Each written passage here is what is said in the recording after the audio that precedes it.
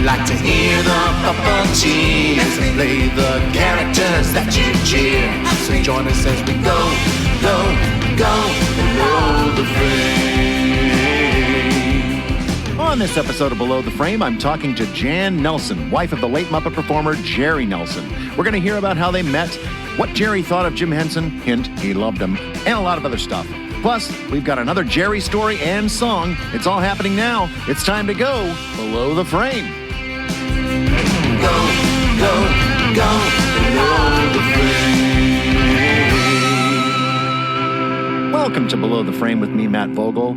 I have said it before and I'll say it again. Please, if you like this podcast, rate and review it. And I appreciate you doing so if you are so inclined.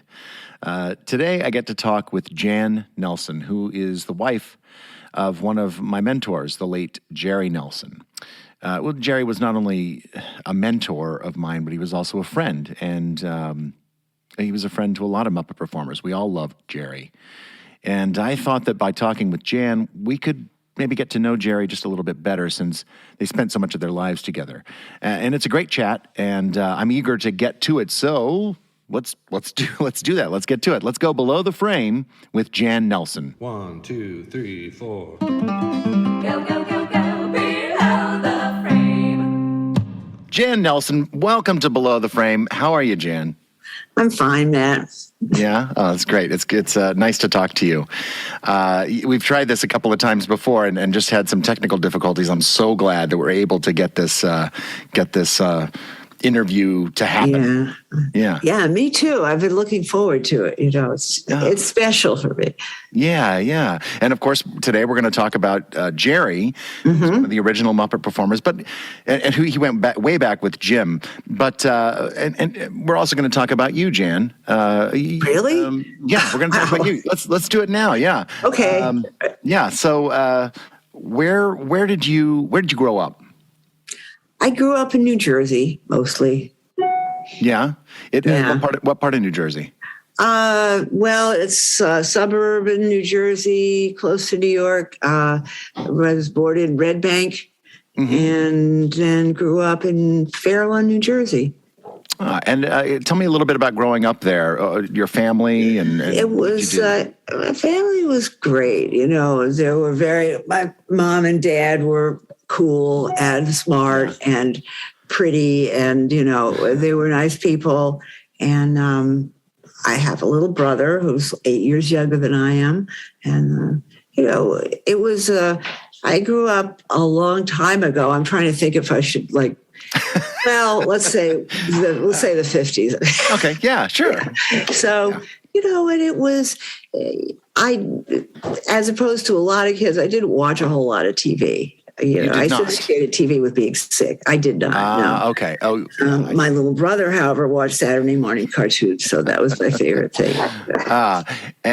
So if you didn't watch TV as a kid, what did you do? Played outside. Yeah. Yeah. Imagine life without a television or a phone, something to stream. What do you do? Or a computer. I don't know. Right. Yeah. You spend some time outside. So what kind of things, what were you playing outside? What were you doing? Just make-up stuff. It's just my friends and I just made up stories in our brain and acted them out and, pretended like we were everything other than what we were. And what did your parents do for a living? What were their jobs? Well, my father was a graphic designer, an artist and a graphic designer. And so, I was crazy about my father. So I just followed right in his footsteps, Yeah. Wanted to do that. My mother had been a pianist, and she played classical piano. And she, because it was those days, she stopped when she got married. And, Right. Became a housewife. So your father was a graphic designer, and that obviously, like you said, that got you interested in art. What kind of things were? So as a kid, are you painting? Are you drawing? Are you? I was drawing. I was totally just into pencil and paper. I didn't want color. I didn't want anything. I just wanted pencil and paper. I did cartoons. I did, not like superhero cartoons, but cartoons that starred myself and the life that I probably wanted to lead, like adventure. Oh, adventure. You were interested in adventure. Did you ever get to go on any like fun vacations as a kid or do anything like that where you had little adventures, or was it all? Yeah.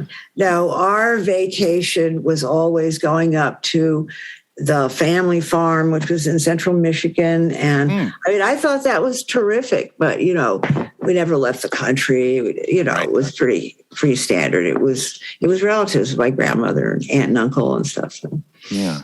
And so we're going to talk a little bit about, obviously we're going to talk about Jerry and Jim Henson, but when you were growing up, were you ever aware of Jim Henson or the Muppets? I know you didn't watch much TV, but they were on Ed Sullivan and yeah, Ed Sullivan. Yeah, I did. I saw them on Ed Sullivan, and they were, I didn't think a whole lot about them. I liked it. I mean, I laughed. I thought it was funny, but I didn't make any connection or anything. Right. Of course, not at that time. Yeah. What did you do then? You were interested in art. Did you go to school to study art or? Yeah, I went to San Francisco Art Institute, and I went to School of Visual Arts, and then I also worked for my father, and I got I did graphic design because I had to make a living. Yeah. What kind of things did you do in graphic design? What are you designing? I designed stuff and just everything. Most of it was just real nuts and bolts stuff, And I did some advertising. It was all print, stuff that was going to show up on paper. So, And when I'm sorry. You go ahead. Go ahead. No, you go ahead. No, I was going to say, I became aware of Muppets, like Sesame Street Muppets, really early because I had Lavisa when I was super young. And she said, and so when Lavisa was 2 years old, that's when they started. And somebody, my upstairs neighbor, I was living in Brooklyn at the time, and she said, you have to watch the show. And, we were all so blown away by it. They're high. They must be high, because it was all this really psychedelic cartoons. Yeah. And, I just had a black and white TV even then. And I went upstairs to watch it because they had a color TV. Yeah. And so your daughter Lavisa was part of the first generation of. And like Sesame 6 Street. weeks later, she could say the whole alphabet and count, and everything. Wow. Well, speaking of Sesame Street, then I guess we should ask, when and where did you meet Mr. Jerry Nelson? I met Mr. Jerry Nelson upstairs at my upstairs neighbor. And by this time I was living in Hoboken. And, it was, I met him in the early 80s. We got married in 84. Yeah. Before we were actually physically married, we took vacations together. He needed somebody to go on vacation with. Yeah, of course. The intense work schedule. Oh, yeah, absolutely. And then when he had 3 weeks off, it was like, have your passport ready, because he liked to go to the islands. Yeah. What islands would you go to? Virgin Gorda was his favorite when I met him. And, anything we could get to. Yeah. And then we started going to St. Vincent down in the Grenadines. It was great. That sounds fun. So let's back up just a little bit. You met Jerry upstairs in Hoboken. What was this? What was this, a party, or was this just a get-together? No, it was a really good friend of his and a really good friend of mine that I had hooked up my friend with this guy who was a friend of Jerry's, and I didn't know Jerry then, but I knew actually a bunch of his friends because it was in the village. And so I hooked those two guys up. And then later on, Jerry came up, and so, they were trying to hook me up with Jerry. So that worked out okay. Yeah. It did. Yeah, it worked out. They were taking care of him because, he was right back from England and he had broken up with his other girlfriend, and they were trying to hook him up. Yeah, well, they did right. What did you think of Jerry when you saw him the first time you saw him? I thought, first of all, I heard his voice first. This was a railroad flat, like a long, narrow apartment. Yeah. And he was all the way in the front room talking to Peter, his friend, and Marilyn let me in, and I could hear Jerry talking. I thought, oh, what a beautiful voice. And I'm not lying. This is real, And then when I came back to meet him, I was struck by his eyes.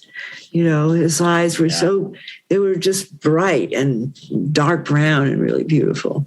Yeah. And he had a big beard then? A big beard and a big voice. Yeah. He sounded grown up to me. Yeah.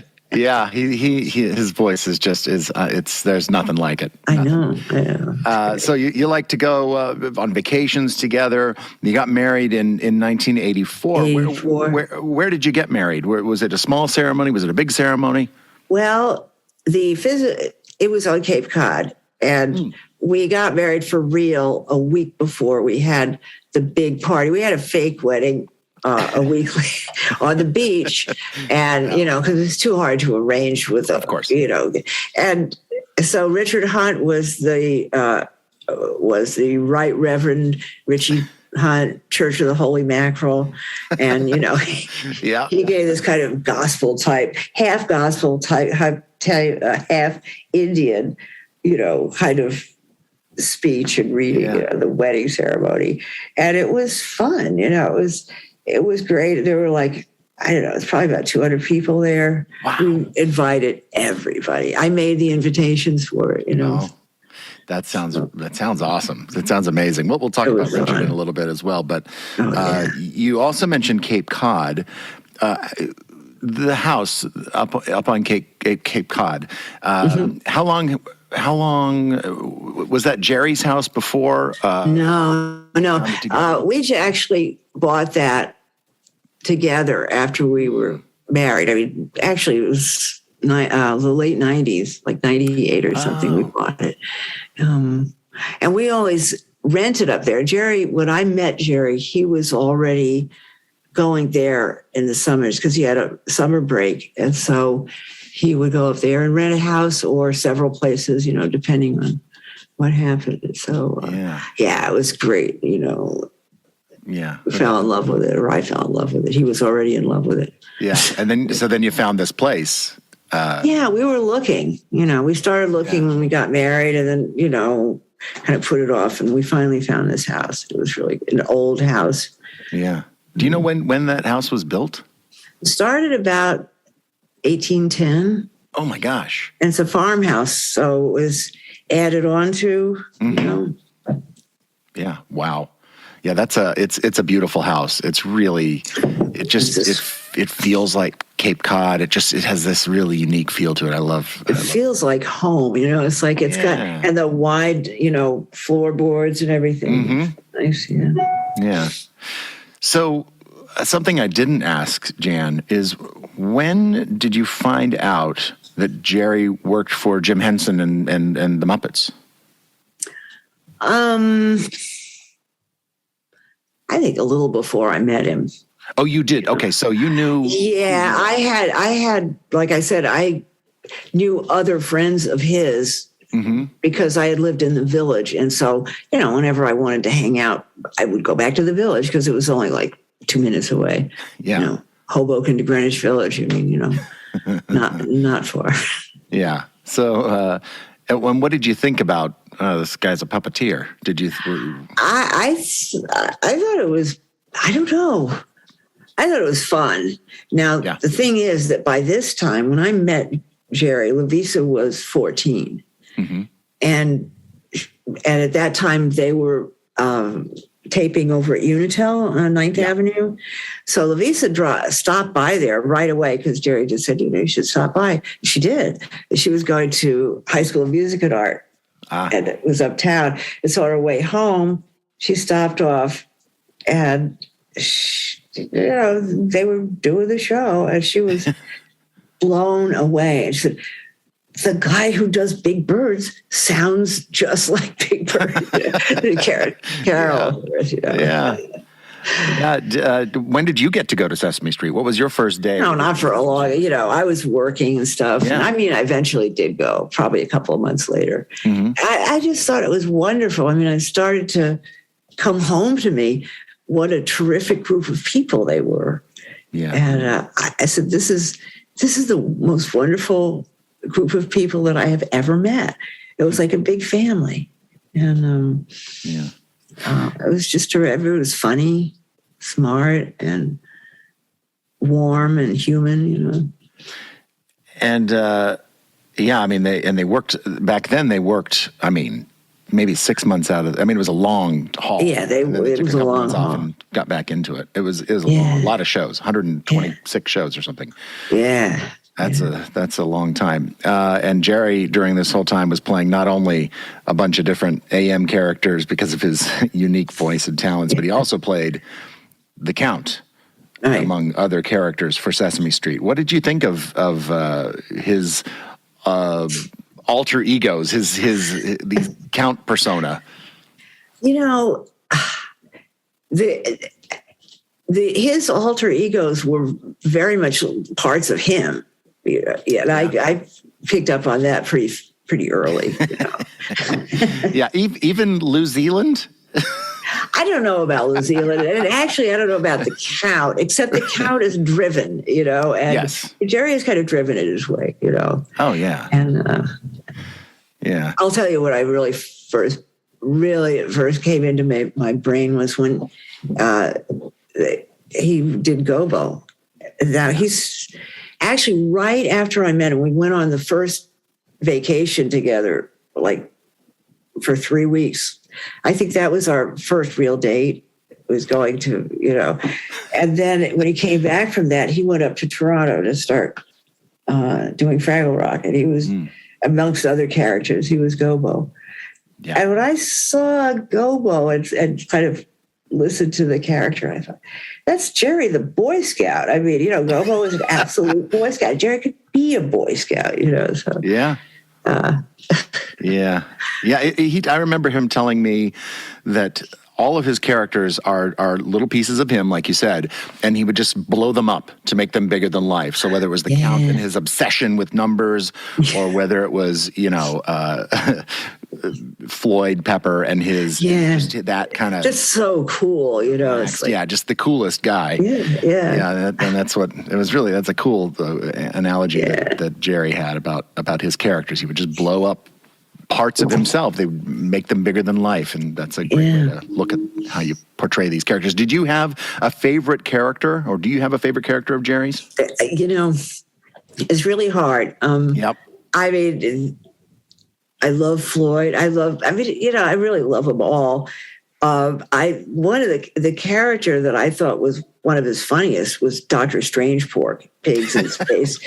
When I was depressed, I'd ask him to do Strangepork because, he would. Because he always, and people used to apologize if they wanted to ask him to do a. I don't know if. I said, just ask him. He loves to do it, and he loved it. He could. Listen, you don't go into entertainment if you want to sit on the back burner and hide. Yeah. Even though you're not generally seen as a puppeteer, when somebody asks you to do the voice, that's true. I'll remember that because I usually go, I don't know. Yeah. But did you visit him at Fraggle Rock? Oh yeah. By that time, we were. As a matter of fact, the last 2 years of Fraggle Rock, we were married by that time. So, I stayed up there with him, and before that I was going, wait a minute. I don't know. Oh, now I'm starting to forget. That's a dream. The year, I know that we were engaged for a year before we got married. And so, that was the last 2 years. So, and I would fly up there every weekend because, when you're in love, do anything. You don't want to be apart for long. You have to be absolutely. Makes sense. We will be back with Jan Nelson in just a few minutes, but first, the fantastic Fran Brill has her own memory of Jerry, and she's going to share that and then read a story written by Mr. Nelson himself. So, Fran, take it away. Jerry could grow the most beautiful beards. I mean, all the Muppet guys had facial hair back in the 70s because, let's face it, they were all hippies. But Jerry's beards were full and dense, and sometimes they were trim, and sometimes they were very elaborate, but they all suited him and were glorious. Well, out of those beards came the most versatile array of character voices and an extraordinary singing voice. I mean, it's one thing to be able to speak as a trash heap or a tiny frog, but to sing in character was a very different skill. Whenever I hear Jerry sing halfway down the stairs as Robin the Frog, I weep. 1957, acting classes.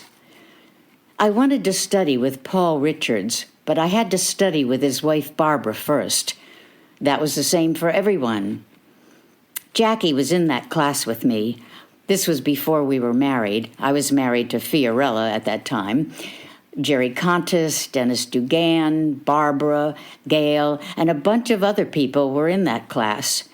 We did scene study, sense memories, and improvisations. We studied together and partied together. Jerry C. also worked downstairs in a restaurant owned by a Greek named Tom, a very nice man who would sometimes feed us if we were hungry and broke, which we were most of the time. And it was in that same building right next to the Ed Sullivan Theater on Broadway, and we would often go there for a bite after class. Sometimes after a class, some of us would go down to the theater bar on 45th Street. That place is now called Sam's, and when we went there years ago, Sam was just a waiter in the place. Now he owns it. See? Work hard and save your money, and the world is your oyster. One afternoon, while sitting at the bar when it was still the theater bar/restaurant, I was seated next to John Carradine. He had always been one of my favorite character actors. He had that rich, warm speaking voice. We spoke of this and that, and then he told me a story of when he was young and starting out in the theater. And one of his fellow actors said to him, "John, the light is better at your mirror. May I sit there and do my makeup?" John agreed, and this fellow picked up his makeup box and put it down at John's seat and opened it up and proceeded to apply his makeup.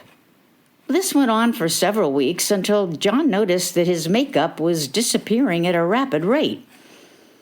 The next night, he watched his mirror mate closely and discovered that there was no bottom on his makeup box, and he had been simply putting his box down over John's makeup and using John's the whole while.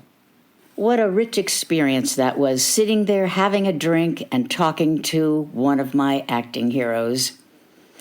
We used to do second act plays on Broadway. We would have a beer at a bar across the street from the theater we wanted to go to, and when the first act break happened, some of the people would come across to the bar for a quick drink. We would mingle with them as they returned to the theater and go way up to the top of the balcony and spot an empty seat, then enjoy the rest of the play. We never had much money in those days, and we wanted to see what the working actors were doing. 45th Street, a ton of memories for me there. Some years later, after Jackie and I were married, but before Christine was born, I worked as a waiter, well, what else, at 45th and Broadway, at a table and counter food joint. Some nights I worked the graveyard shift, and that's when you saw all the nightlife characters after the bars closed. Bar girls, dance hall girls, pimps, hustlers, junkies, they were all there, seeing who was around and what was happening. Also on the block between Broadway and 8th Avenue was a small movie house where they showed Japanese films. I went there a lot. There was a smorgasbord restaurant on that same block, And when we had a few extra bucks, we would go there and pig out. I never did get into Pa's class, but sometimes he would let me audit his class. There were people like Joan Hatchett in his class, and he put me with her to audition for the Actors Studio.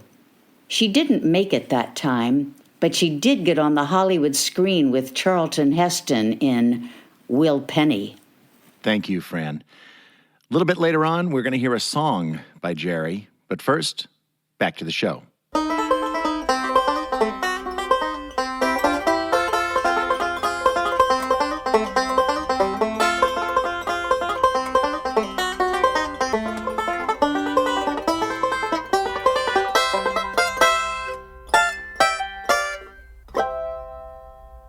We're back with Jan Nelson.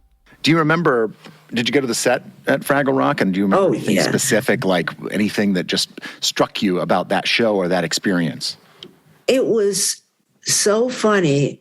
My favorite part of that was going to the read-throughs on Monday morning, which no matter what condition I was in, I would go to those read-throughs because they were hysterical. Because they would, you must go to read-throughs. Yeah. And they can definitely be a funny experience because people just kind of riff off of each other and it gets crazy. Yeah. And people thought, I hung out so much in the green room that people thought I worked there, Hey, look, you're keeping your husband happy and entertained and you're kind of hanging out. Yeah, it's like a job. Yeah, it was kind of a job, I learned how to play some games really well, Oh, yeah? Yeah. Yeah, like card games or? What was that game? Oh, never mind. There was a kind of a hard game. It was a dice game. What's that? What's the name of that? Yahtzee? Yes. Oh, Yahtzee. Yeah, I love Yahtzee. We played Yahtzee nonstop. It was ridiculous. Sounds like a fun time. We'll talk about Jerry and Richard for a little bit here. Yeah. Jerry was very close with Richard. They were often paired together, working together. Floyd and Janice, and what made them two-headed monster? Yeah, two-headed monster, of course. Yeah, can't get closer than that. Yeah, that's true. What do you think made them such good friends? I never thought about why. I suppose Jerry liked to mentor. And Richard came there very young.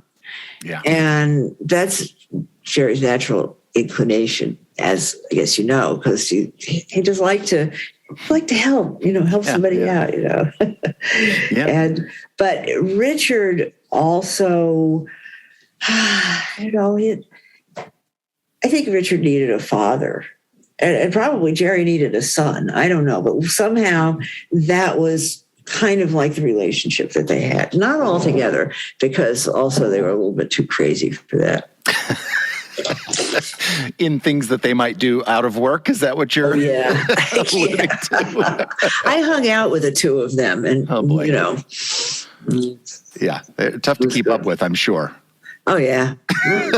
Not so tough for me. Not in those days. No, yeah. I couldn't do it now. But No, goodness. Richard, he died in 1992. How did that hit? How did Jerry take it? Oh, my God. Christine had not died all that long before that. Yeah. So you take that, his daughter, Christine, at the age of 21. And then Jim had died about, 6 months before Richard? Yeah. And then Richard, that was it.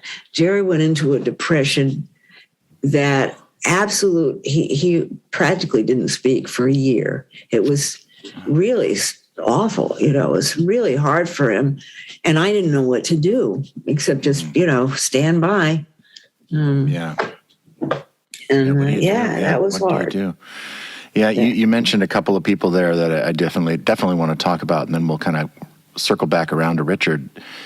So Jerry's daughter, Christine, she was born in 1960. She battled cystic fibrosis throughout her life. Yeah. And I mean, that must have been tough as a father. Oh, it shaped his life. Yeah. He was he was trying to escape the inevitable. I mean, I don't want to get too dark here. I don't, No, but I know. it was pretty deep. It was hard for him. But in a way, I think the strength that he had to come through with in order to stand that, and he did survive it. He didn't plan to survive it, but he did. And that kind of strength, I think, it kind of pushed through and went into all areas of his life. Usually things that are bad wind up having a good side. Yeah, that's true. And you may not see it for years. You may not see it for a while. Yeah. And losing a child, I think, is devastating. I can't even imagine it. I know it's just it is. But, it's interesting because what I know that a whole lot of times when Jerry and I were talking, he would refer to himself as a lucky man.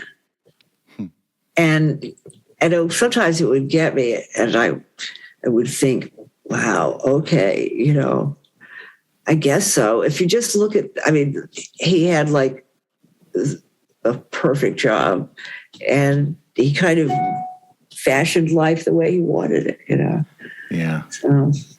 Yeah, and he was working for Jim for many decades. He worked for Jim, and what did he think of Jim? He loved him. Yeah. He did love him, and he was there when Jim died. He went to the hospital. We got a call. We had been out celebrating the life of it's not easy being green. Joe writer, Raposo. The songwriter, huh? Joe Raposo. Joe Raposo, right? Yeah. So it had a 1-year memorial to Joe Raposo. We were at B. Smith's, and we were all singing like they chanted out sheet music, and we were singing his songs, and everything. We came back from that, started to get ready for bed, and the phone rang. And he said, just come over to New York Hospital right away. Jerry just left, went to the hospital, and he was there, and Jim died. And he was, he was there with the kids and comforting them, because he was a friend of the family, Yeah. And so that's how that happened. And it was hard. Yeah, I mean, how devastating. And when Jim died, what did Jerry think, or what do you think Jerry thought was going to happen to the Muppets, to the company? Oh, he thought it was over. Right. There was that whole thing that was going on with Disney at that time. Right. Yeah. And, well, Jerry didn't know what happened, but he started to look into doing voice work for commercials. And I remember he made a tape, and, he was starting to go out, but a lot of people said, you don't want to do that work. This is terrible work. They will make you say a line over, hundreds of times. Yeah. And so I don't know. He backed away from it, but everything turned out okay anyway, because Sesame Street wound up with CTW, and the Disney Muppets, well, eventually got sold. Mm-hmm. Not right away. Yeah. So he was looking to do he just was trying to think of if everything's gone. Yeah, he just wanted to make money. Do something. He just, of course. Yeah, for money, he'd do voiceover for commercial work. Yeah. But then the Muppets did a couple of movies for Disney, or not too long after Jim died. Yeah, no, Brian just stepped right in. Brian Henson, went in and I think he did really well, Yeah. A Christmas Carol and what's that? Muppet Treasure Island. Muppet Treasure Island, and there were some TV shows. There was Dinosaurs and Muppets Tonight. Yeah. And Jerry was part of all of those. And I know you said mentor, Jerry's mentorship, and I know Leslie Carrara Rudolph saw Jerry as a mentor, especially on her experiences in Muppets Tonight. He really did. He literally took her under his wing to get her through up and running on that experience. So that's something that she's talked about a lot. And also, Jerry would play music. Jerry played music his whole life. Yeah. Right? he was a unique talent. He had just that voice. Yeah. He was a great deliverer of song, whether it was for the Muppets or Sesame Street or his own songs or somebody else's songs. It didn't matter whose song it was. Oh, and I didn't care as long as he was singing and playing. You know, Yeah. he was. Yeah, he just put everything in it. You know. Well, that's what he did with everything he did. Yeah. He put his whole self into everything, it seemed to me. You know, even when he was not able to physically put himself in the puppeteer position, he still would give 100% sitting over right off camera, just right over there. You know, he always gave his all. Yeah, yeah. I I once saw him, and this is probably one of the last things that he did. Now we were up at the Cape. This was 2012. He died after this. Okay. Yeah. So we went, it was raining. It was the Cape. It was early summer, which means nothing up there, freezing and raining and everything. And there was a sound studio in Eastham. And so, not very far away. So he would go there to record. And I watched it. I was like practically carrying him into the place because he was having a hard time, trying to breathe and everything. And he had oxygen with him. And he goes into the sound booth, and the engineer, or whatever you call that guy, he was saying, like, you want some time, Jerry? Are you okay? You think you could do this? Jerry said, yeah, I could do this. And then like that, suddenly, like, bam, he's on, and his voice is strong and everything. And he's funny. And I'm over there cracking up, Mm-hmm. and it was amazing the way he could just pick up. He was such a professional, true performer. Yeah. A true performer through and through. Yep. Yeah. And an artist, he, was there ever a favorite song that he played in your opinion? Do you have a favorite song of his? I like Alligators. Mm-hmm. Everybody else in the world likes Tides. Yeah. And he didn't write a song. This is close to my heart. Hoboken Honey, which, because he had a song that he used to play, which was about another woman. And since she's still around, I can't say the name, but I knew who it was.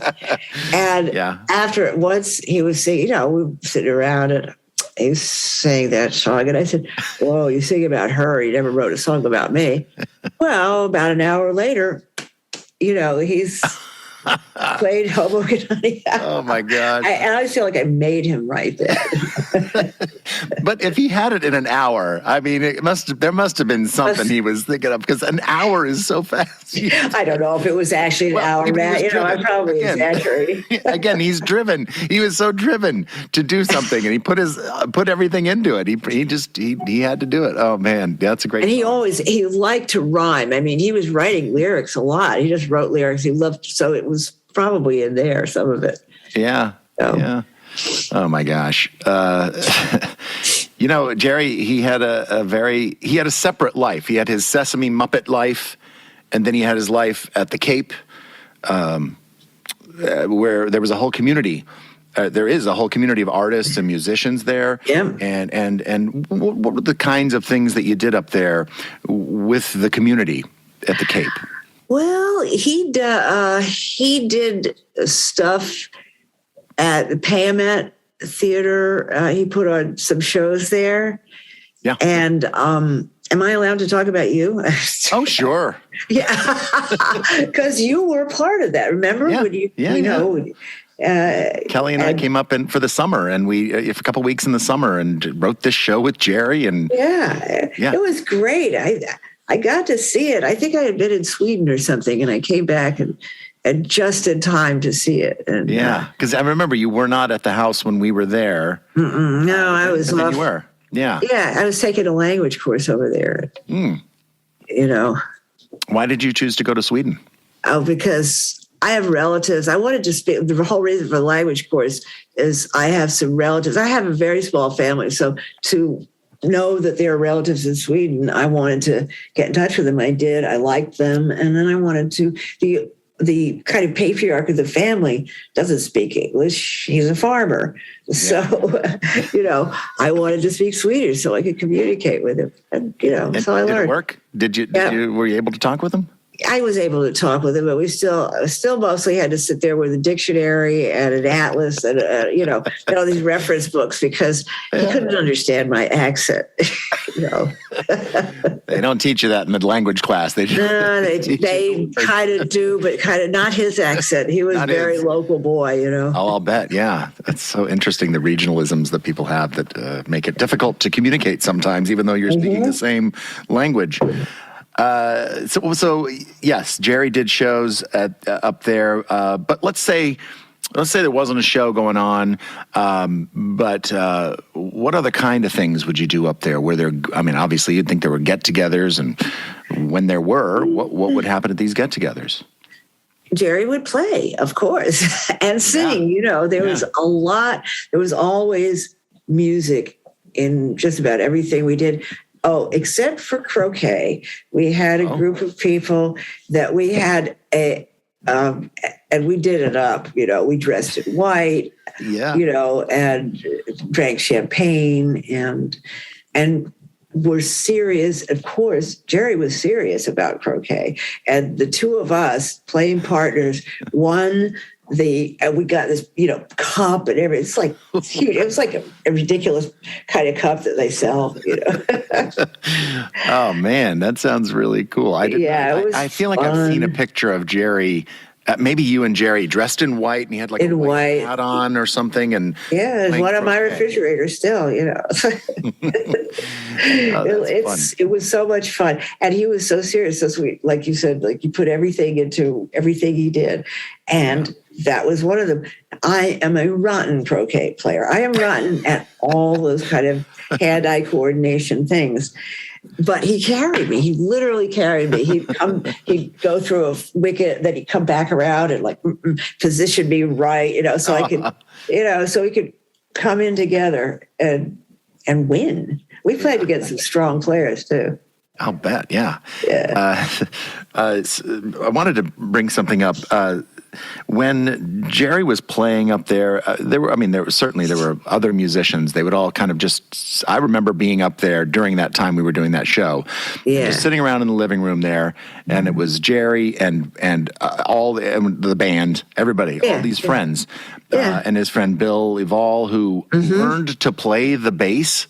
The stand-up bass, I believe, because Jerry was like, "You're going to learn to play the stand-up bass." And Billy is an artist, and he does a lot of white line woodcut stuff. But he does some painting too. So I think he had painted some pictures of. It was like a band, and he painted himself playing the bass, and Jerry playing the guitar, and Dick Solberg playing the fiddle. And then he learned how to play the bass. He fooled around. He was awful at first, and he sat in nevertheless. He couldn't. Yeah. But he finally picked it up. And he learned to play. What a great time that must have been. Yeah, it was great. It was fun. So Jerry had emphysema, and as he got older, you mentioned he used oxygen to breathe, and it became harder for him to perform. And like I said, he got to the point where he would just sit off camera to deliver his lines while I performed the count on screen. You would never know. I mean, he just, again, 100% there in the moment. How did Jerry ever talk about having emphysema? How did he feel about having this? I can't imagine he liked it, but what was it? He hated it. Yeah. He was told early on that he wouldn't die of it. It wouldn't kill him, but he would die with it. Well, that's pretty technical. I guess that was probably a good idea to give him some kind of hope. He really worked. He tried to fight it. He would go down to this kind of health place, and eat like nothing but raw green vegetables and stuff like that. Mm-hmm. And, he did everything he could to try to, fight against it. And so I tried to, I wanted to try to save him too. I couldn't believe there wasn't a cure. I said, "Are you kidding me? No cure? There's nothing. Yeah, that's it. Well, how come? You know?" And Yeah. I Googled myself blue in the face, but Yeah, I'm sure. yeah. It's time for a song by Jerry. And today we're going to hear that song that Jan mentioned a little bit ago. It's called Hoboken Honey, and it was written just for her. So here it is. Jerry? See, my Hoboken honey, love her deed I do. That sweet mama, she thrills me through and through. Ooh, anytime she's my date, you know I won't be late. She's sweeter than could be what am. My Hoboken honey, she's my baby lamb. She's my Hoboken honey, and love her deed I do. Yeah, my Hoboken honey, she never makes me blue. Makes me glad to say I said I do. When she's walking by my side, I'm so glad she said she'd be my bride. She's sweeter than could be what I am. She's my Hoboken honey, she's my baby lamb. She's my Hoboken honey, love her deed I do.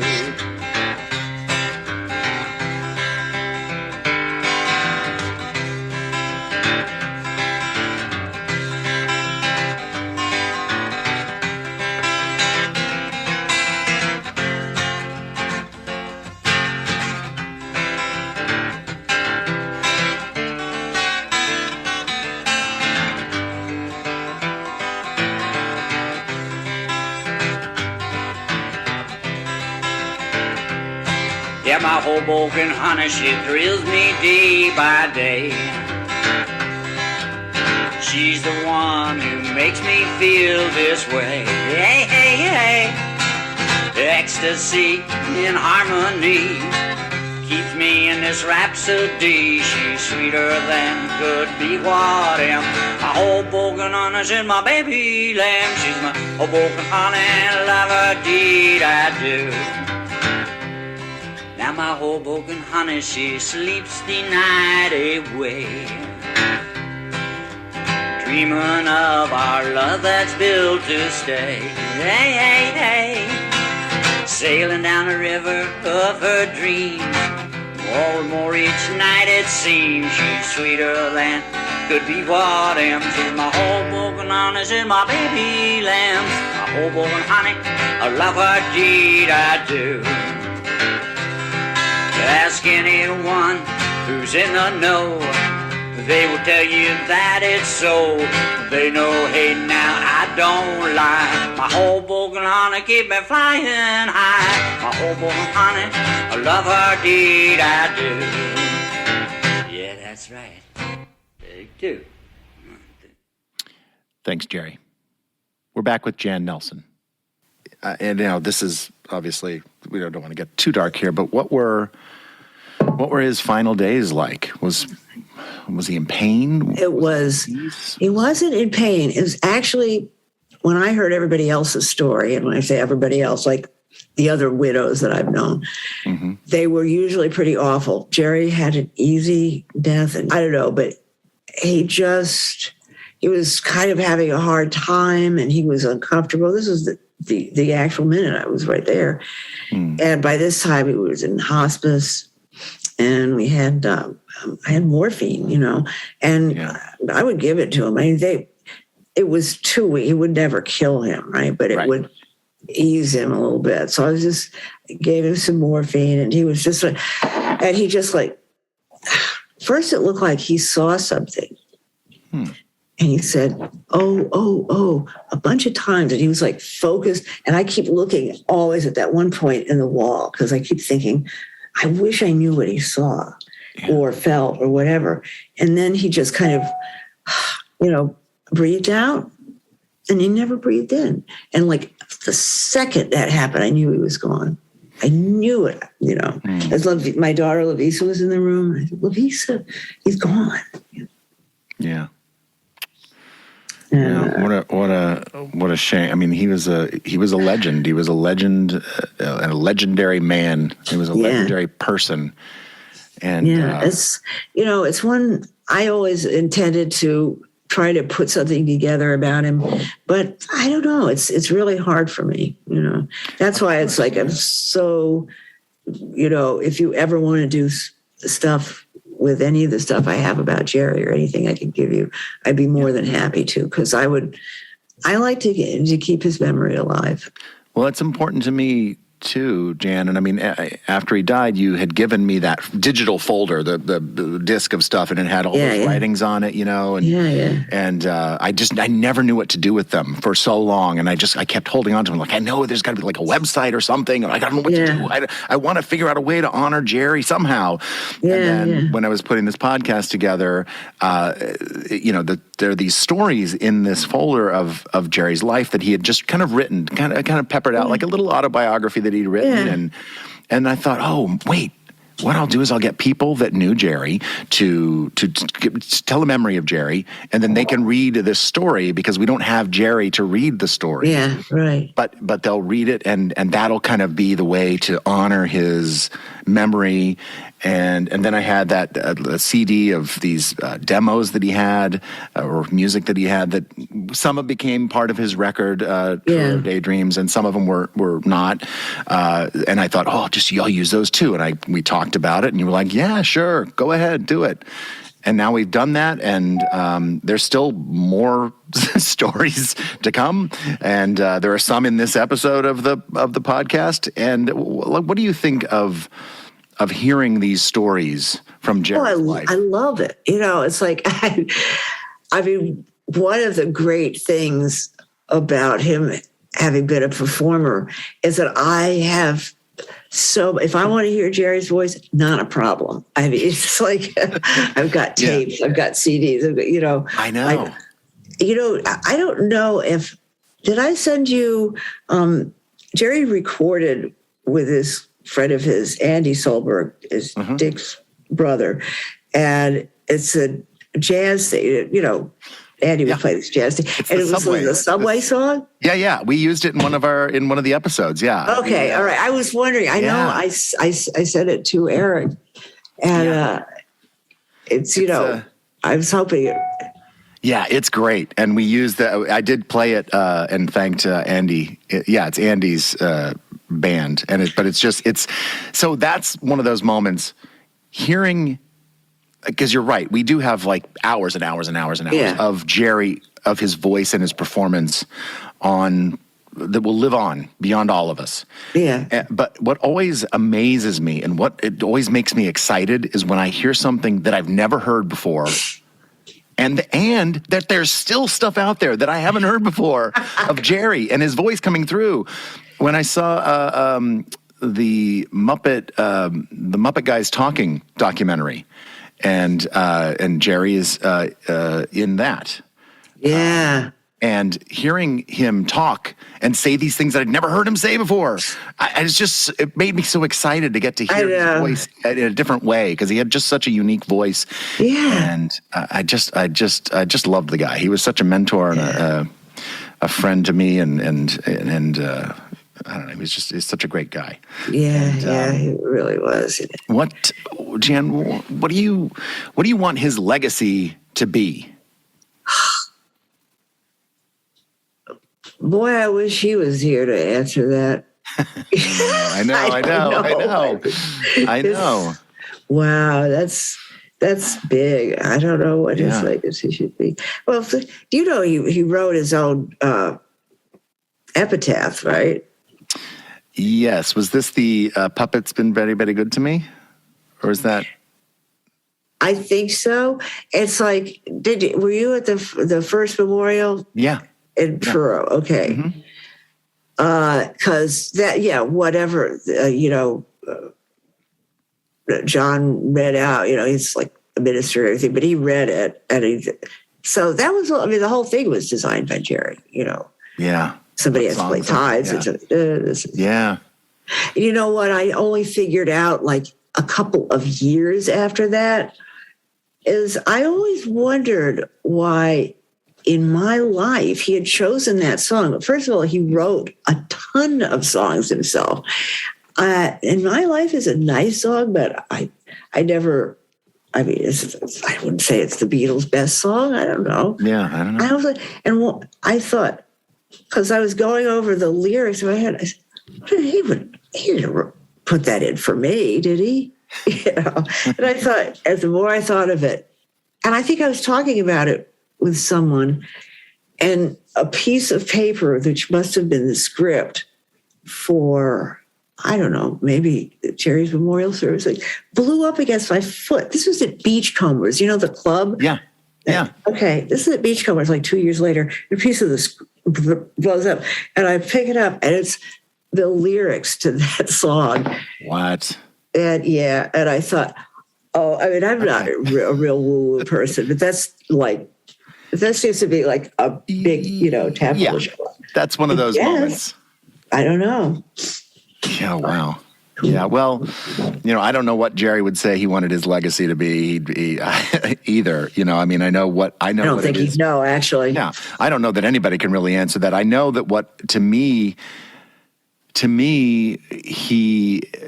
the things that we've been talking about here. His humanity, his ability to put everything into the thing that he loves, whether it's on screen or off screen with his family, with whoever it might be, and that to me, I think is at least part of what his legacy.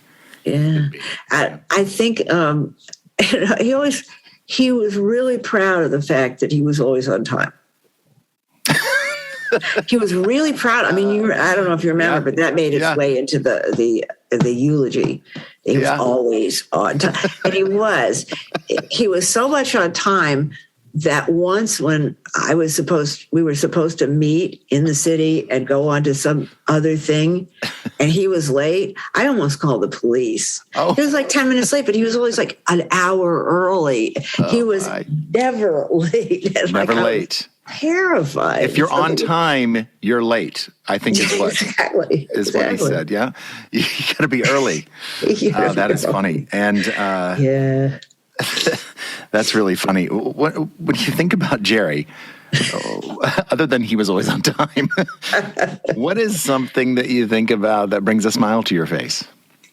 The fact that when he went to work, because that was like a whole other Jerry. I mean, there was a Jerry that I saw, and I don't know, maybe other women, if other people he's really close to saw it, but, you know, the Jerry he brought to work, if I got angry with him for some reason, I would just go to work with him to get over it. Because the minute he started working, first of all, he's so funny, and he just brought so much life into it. I couldn't stay mad at him. I could not. You know, it was really good. And so I love to go to work with him. I love to see him work. He was so professional, you know. Yeah, that'll bring a smile to your face, all right. Yeah. And, some of his characters live on even now, not only the Muppet characters that I am honored and grateful to be carrying on into the future for Jerry, but also Fraggle Rock is now back on Apple TV. It's back out there. Yeah. And a whole new generation of performers, and Karen Prell and Dave Goles, are carrying on that show. And, every time I see that, I think of Jerry. Is it John Tartaglia who's doing Go-Go? Yeah. Because it's on Facebook, and he posted something, and it's him. I thought, is really? Oh, yeah. Okay, well, he's good. I like him, and that's good. You know, it's I always like to see Jerry's characters carried on. Yeah. You know, and you do a great job, but he was grooming you for that. I don't know if you know it or not. I did not know that. I mean, I know we had a meeting about it, and he was kind of talking about it, but he wasn't ever like. There was never like I guess that meeting was kind of that was about as good as he could do. I mean, can you imagine how embarrassing that would be to say, I passed the flame on to you, my son? I know. Yeah. Well, I sure loved him. And I know you did too. Or used to do. Okay, I've got some rapid fire questions for you. Okay. All right. So now I've kind of put this together to say, like, this should be from your point of view of what you think Jerry thought. Okay. This is what you think Jerry thought. All right. What do you think the hardest part about being a puppeteer for Jerry was? What was the hardest part?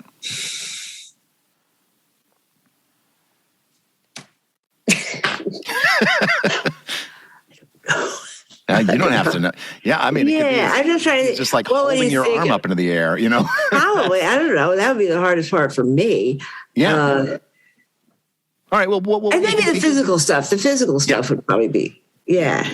What do you think was the easiest part? The easiest part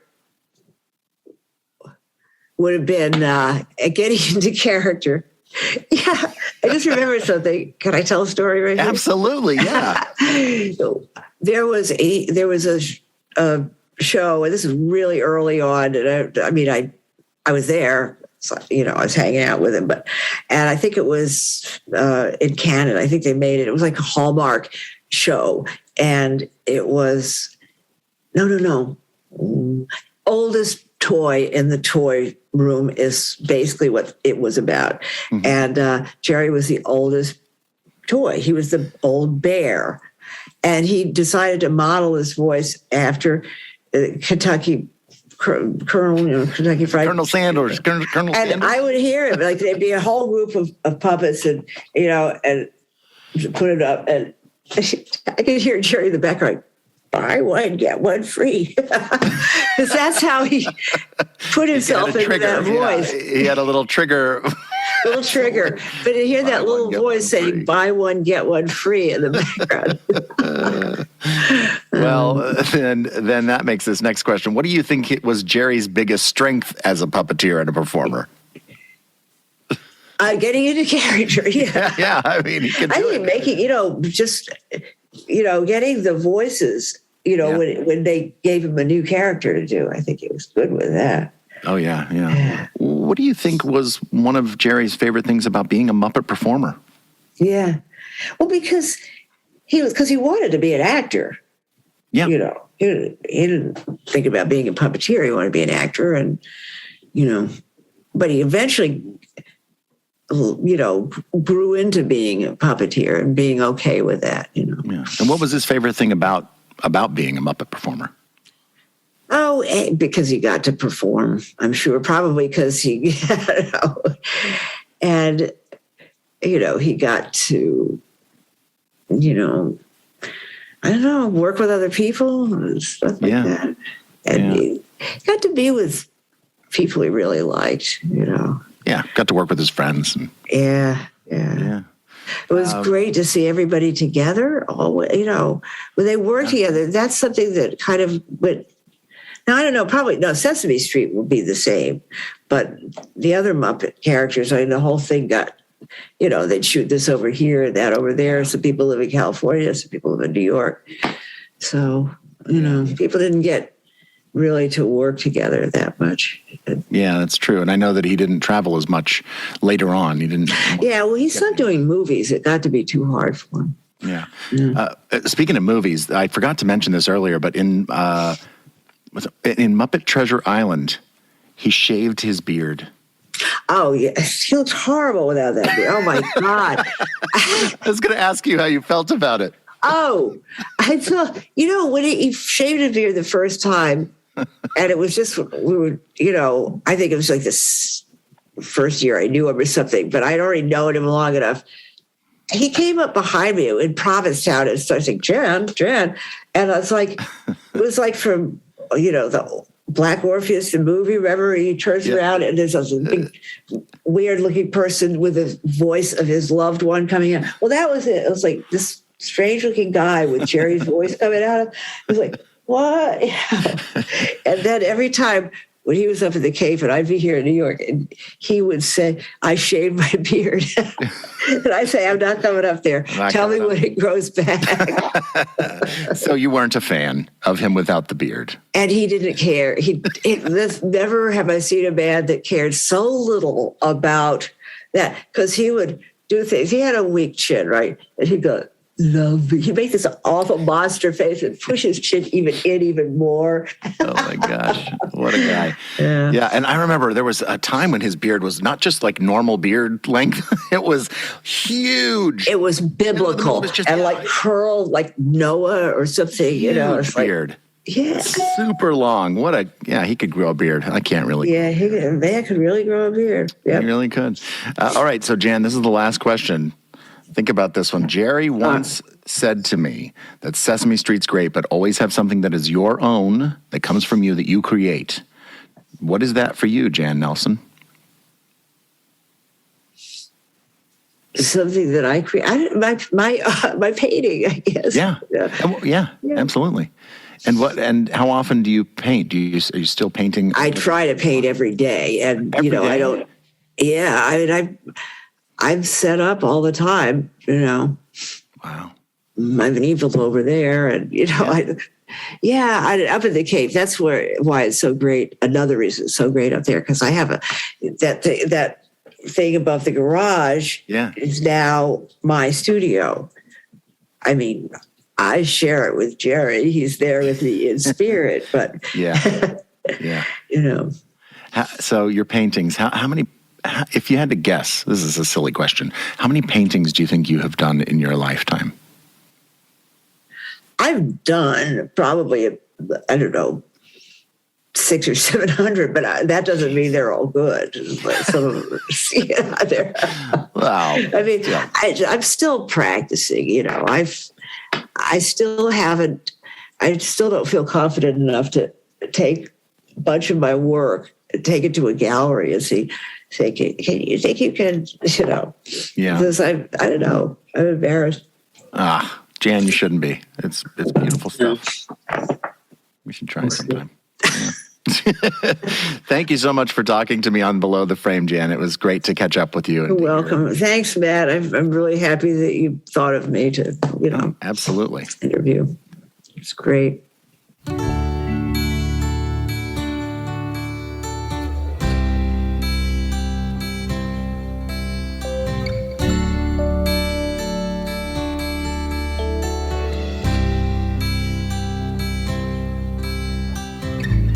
Down on an island here, back down by the bay, sailing ships come gliding by. I think there's one today. The people know about it, but they ain't got much to say. Until those boats are gone, they all say, hey. Don't you know the tide rolls in and the tide rolls out? Boat, she rocks, yeah, the people all shout. Guitar, she's singing her pretty melody, yeah, everything is the way it should be. Everything is what it is naturally.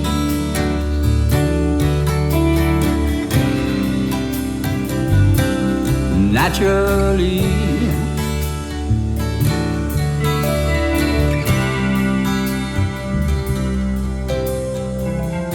Up on a mountain, yeah, back down by the stream, a lazy hawk comes gliding by.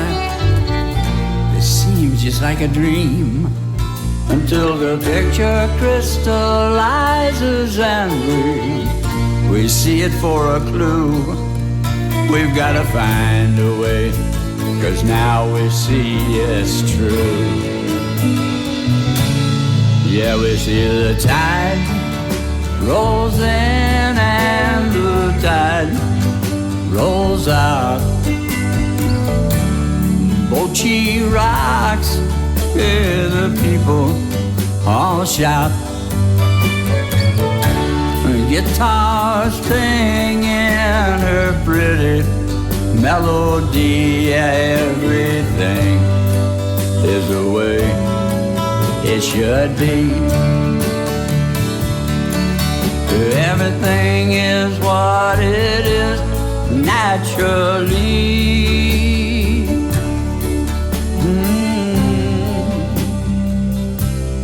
Naturally.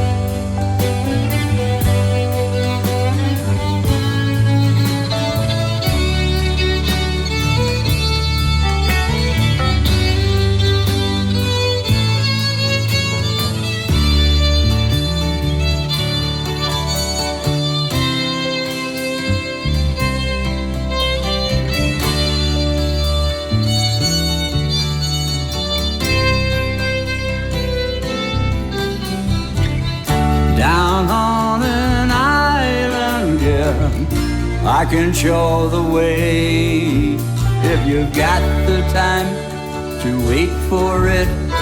Well, it might come your way.